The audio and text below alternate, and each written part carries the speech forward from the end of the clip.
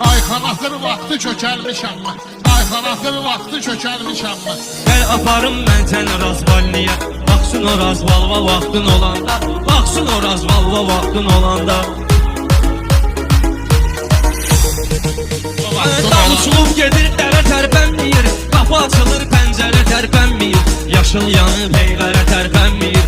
Qoy əlvi siqnalva vaxtın olanda. Qoy əlvi siqnalva vaxtın olanda.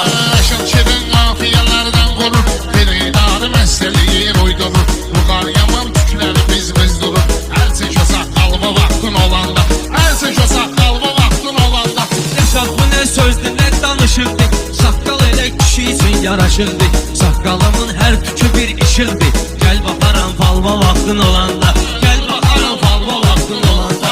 Ruqar sən ki qətlimi istəyirdin. Görməmişəm elə şahdan inciyirdin. İndi gəl deyirsən o vaxt deyirdin. Gəlmi yasam alva vaxtın olanda.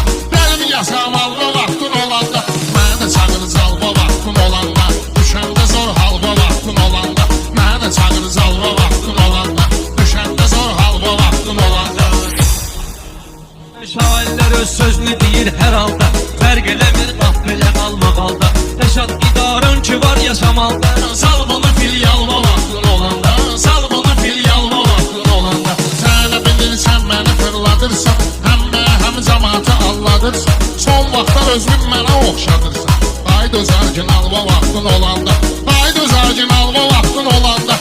Bizim toya yerli bilənlər gəlir. Dərdini dostlarla bölənlər gəlir. Gecə yatanda yuxuva ölənlər gəlir. Yetişirdir halva vaxtın olanda. Yetişirdir halva vaxtın olanda. Ayxan indi çoxdur bizdə çempion. Çoxsu yalandandır üzdə çempion. Sən karatedə mən sözdə çempion. Yaz mənə jurnalva vaxtın olanda. Yaz mənə jurnalva vaxtın olanda. Kəlliyinə vardır avaz qardeşim. Sözüm sözünüz ilə taraz qardeşim. Rəşadın adın jurnala yaz qardeşim. Çəkməli serialva vaxtın olanda. Çəkməli serialva vaxtın olanda. Mənə də çağırız